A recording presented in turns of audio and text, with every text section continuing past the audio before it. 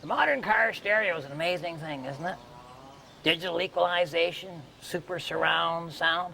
They even have a detachable faceplate, so the sucker who steals your car can't even enjoy that. Well, you get the idea. So I'm thinking, doesn't it make more sense if they can't steal your car at all? So forget the detachable stereo. What you need is a detachable steering wheel. And I'm not talking about a normal steering wheel. You can't walk around with a steering wheel in your pocket. You look like a dork. Instead, get yourself one of these fold-up vegetable steamers. Got this out of Bernice's kitchen.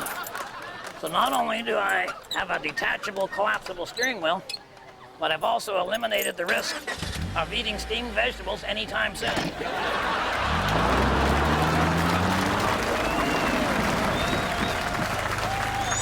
How does that compare with soggy broccoli? If you ever get stuck in traffic, this thing doubles as a snack bowl.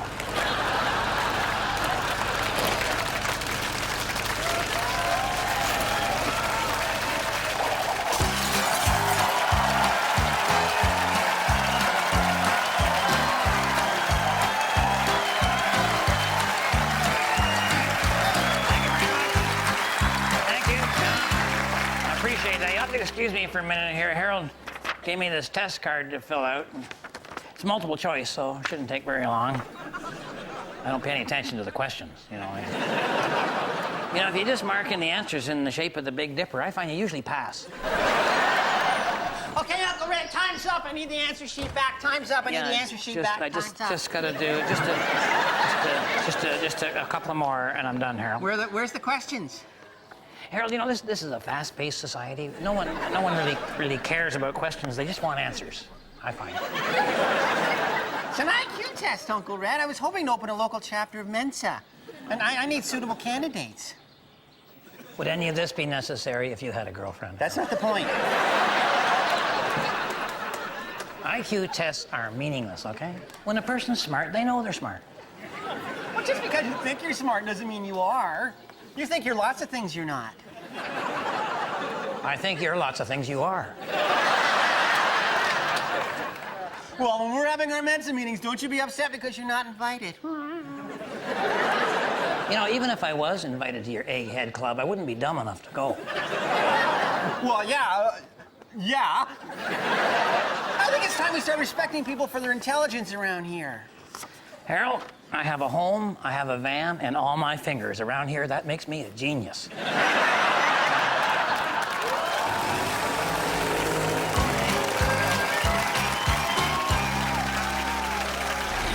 It's time for the Possum Lodge word game!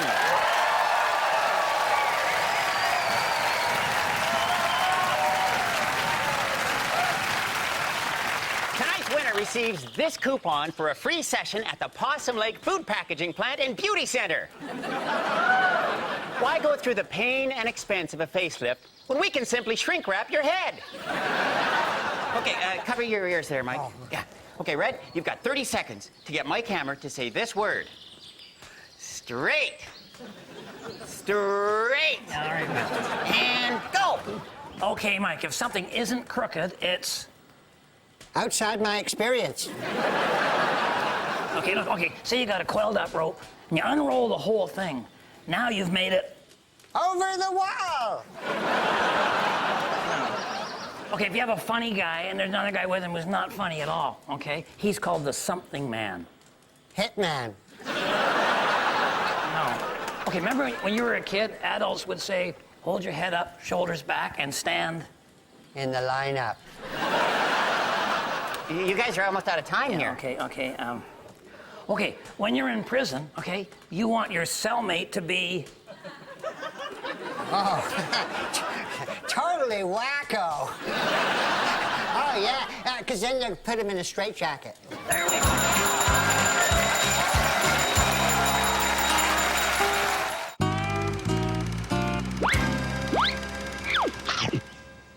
Oh, hi there, boys and girls. Ranger Gord here.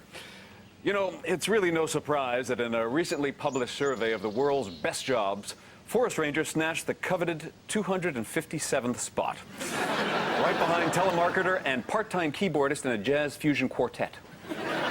Why? Well, it's because we forest rangers bear witness to some of the daily miracles of modern nature that you people only get to see on TV or some slapdash educational film. Speaking of which, it's time for my latest educational film. So sit back and enjoy. But remember, my job is not available. I don't care what the Parks Department tells you. Here we go.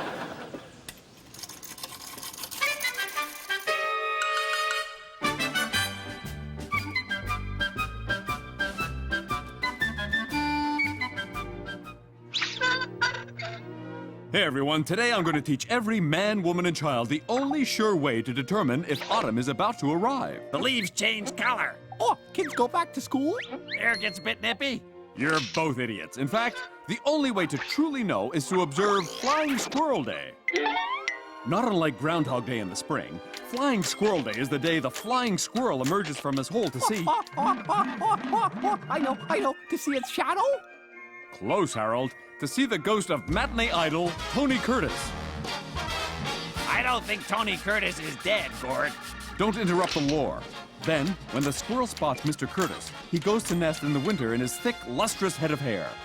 Doesn't Tony Curtis wear a toupee? Oh. Well, enough backstory. Let's get started. The first thing we need to do is to rouse the flying squirrel. Gentlemen, shake this tree. Oh, look at that. My badminton shuttlecock. My bicycle. Oh, my anvil. There's no squirrel in this tree, Gord. I know that. I just needed some help getting a few things down. Actually, the only way to stir the flying squirrel is with a mighty blast of this horn.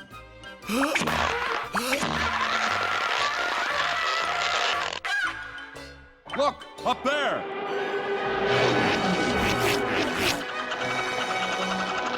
Looks like we've summoned an entire squadron. Oh no! Run, Harold! They think you're matinee idol Tony Curtis. Well, that's gotta be a first. We need to distract them, Red. Do you see any nuts? Nothing but. This is no time for levity, man. Scrounge! Scrounge!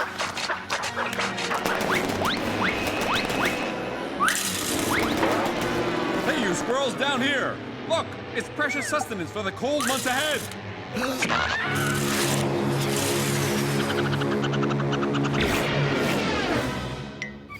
Well, it looks like it's going to be an early autumn after all. So from all of us to all of you, have a nice fall.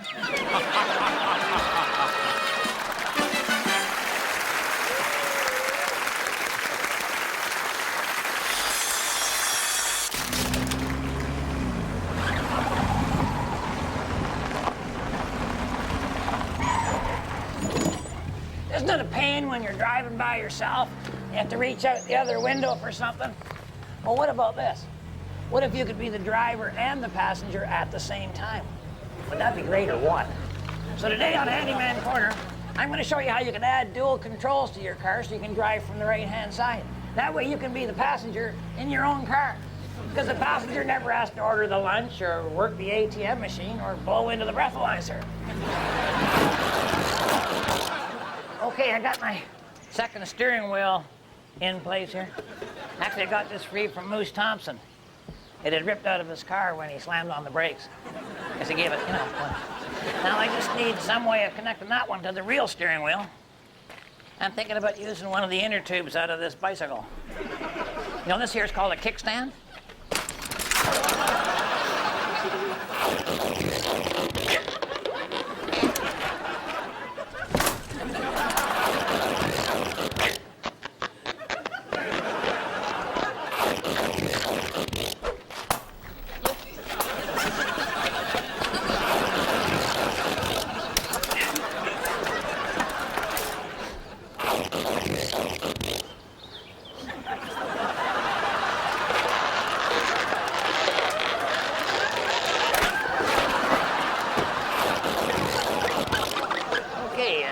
Well, the nap helped. Now I've got dual controls and stylish wheel covers, huh?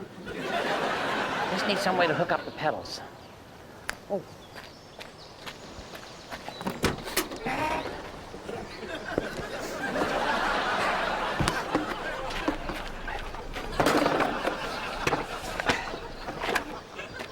if there are kids watching, you might want to get them out of the room.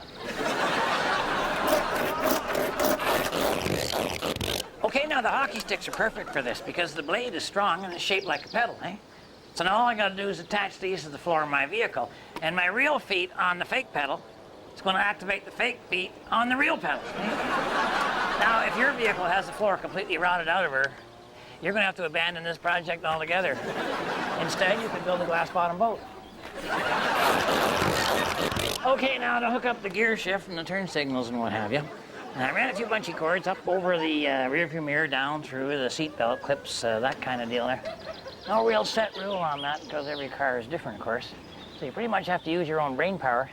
You may want to allow a fair bit of extra time there. Okay, other than that, we're pretty well set here. So remember, if women don't find you handsome, they should at least find you handy.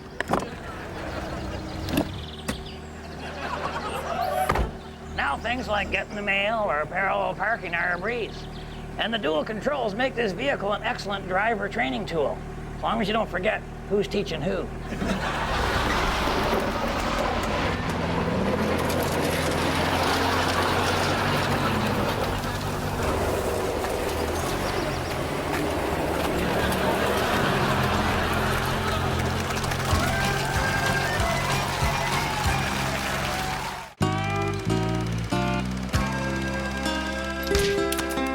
I want to talk to you guys out there thinking about changing careers. Maybe after 10 years of wearing a paper hat and asking people if they want fries with that. Hey, maybe it's time to move on, huh? But I'll tell you, the job market is tough out there, and if you want to compete, you're going to need to get some education and training. I suggest the correspondence schools, because it's something that you can do at home in your own pace, in your own underwear. You can even play hooky just by mailing in an empty envelope. But see, at the correspondence schools there, you can learn a trade. Yeah, because you want to be certified in something. Being certifiable is real important in the business world. Yeah, because if you got a certificate, it doesn't matter if you don't have any experience or even any idea what it is you're trying to do. Because when you screw up, your boss will be able to blame it on whoever gave you the certification. Kind of like passing the buck, eh? You don't want to be caught with the hot potato. You'll be right back asking people if they want fries with that. So get yourself some training. And if that doesn't work out, well, just tell any prospective employer that you do everything Red Green says, and that'll prove you're certifiable. Remember, I'm pulling for you. We're all in this together. This summer, terror comes to Possum Lake. What is that? And it sucks. Is it a bus? No, it's a truck. A sewage truck. Who's driving it? There's nobody driving it. Some men are born to sewage. Others have it thrust upon them. If that unit hits Dead Man's Curve at over 55, it's gonna be a bloodbath. Well, some kind of bath. This summer, Winston Rothschild faces every septic professional's worst nightmare. The devastating power of a runaway sewage truck. I'm going in.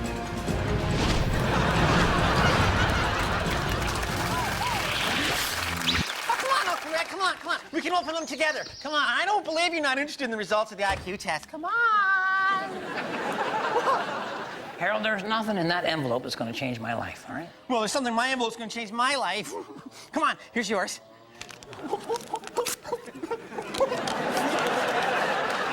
If you have anything, we're not keeping it. 158. All right. That is so good. I'm almost gifted. I'm like 2 points away. Wow. 2 points. You know what that makes me? I sure do, Harold. Yeah. Okay, it's your turn. Open yours. Wow. And remember, there's nothing wrong with being of average intelligence. Harold? So, how'd you do? I don't know. Is 160 more than 158? Ouch! No way! It's like a mistake or something. Harold, there's nothing wrong with being of average intelligence. Right?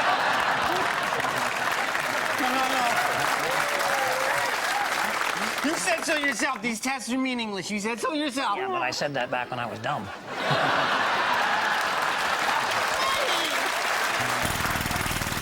Walter asked us to come out the back of the lodge there. He had his kite stuck up a tree, and we were going to help him. I didn't actually see the string, which was... So now we had the kite up the tree with a very short string on it, and so I figured, well, there's a bunch of rocks, usually rocks everywhere. Just pick up a rock and throw. Be careful where you go, Walter. There's some rocks you might trip on there. So Walter's got a pretty good arm, but it's not connected to anything. So he knocks the big nest. And then the nest come down out of the tree. And Walter hadn't he thought this was some kind of a transcendental religious experience he was having. It's not the Maharishi Humphrey. And then a big bird. Okay, I see. Oh, but we're messing around with a pretty big bird's nest. I think the best thing, get the nest back up into the tree. Let's not worry about the kite right now. So Dalton and I come over to give him kind of a boost up, and never sure how you do that with the arms. Like you hold one wrist, and we get into it. We had a bit of an argument, and then luckily the Possum Lodge oath comes in real handy there. And then Walter could just, you want to get up there and just get the nest back in place, and then actually you might as well get the kite, while you're up there. Walter, you can get the kite when you're up there. But the bird starts coming back and doesn't quite understand what we're doing. And then, okay, we had no plan for this. Well, they get a lot of lift out of those wings. It's almost like they have a crane or something. Maybe that is a crane, that bird. And then they drop the nest. There, Walter's got the nest right back in place. Perfect. The bird's got to be happy now. Bird's happy. We're happy. Nice job, Walter. Take a bow. Take a bow. And the bird, I guess, is happy because it dropped Walter. We got you. Oh no. I guess the wind took him there. But he's out, and what we find around the lodge is if you give to nature, nature will give back to you. So we gave Walter a sore back, and we gave the bird the nest, and the bird gave us the kite. What a great day.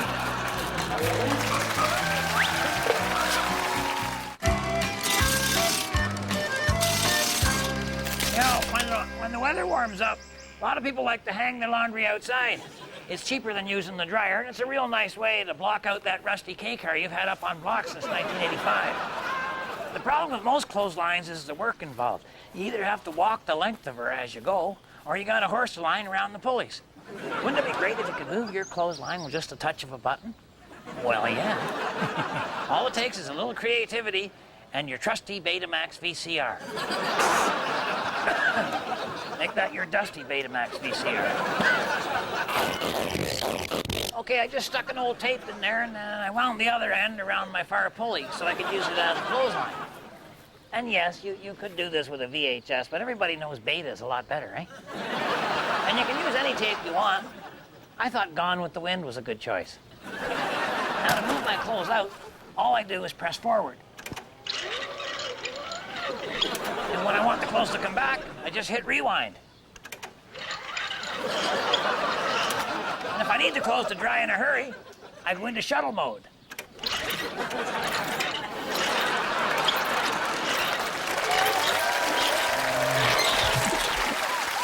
Boy, Harold's having a lot of trouble dealing with me beating him on the IQ test. He may even be acting weird and not making any sense, but with Harold, you never really know.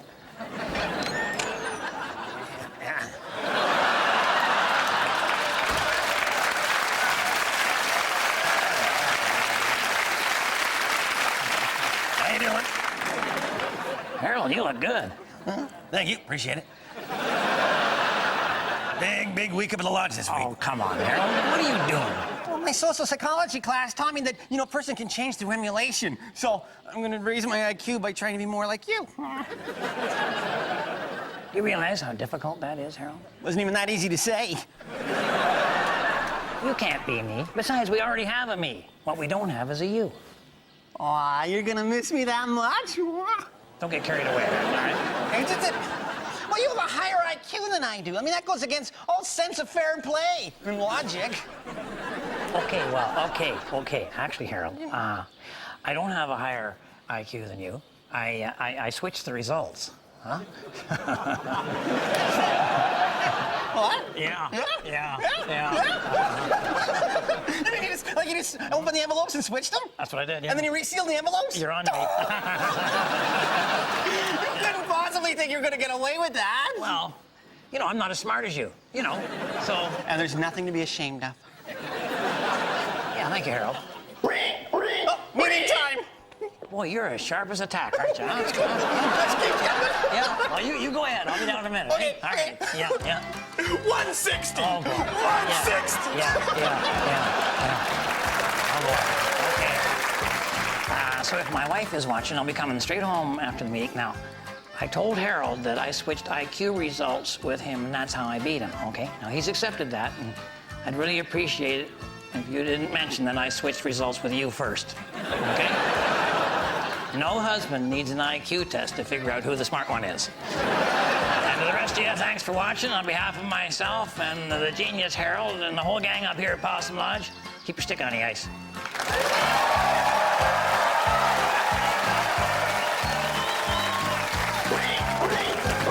Everybody sit down. Sit down, everybody. Come on. Yeah, sit down. All right. Quando, Omni, Flunkus, Moritati. Sit down. All right, men. Bow your heads for the man's prayer. I'm a man, but I can change if I have to, I guess. All right, man, I understand Harold has a brief announcement.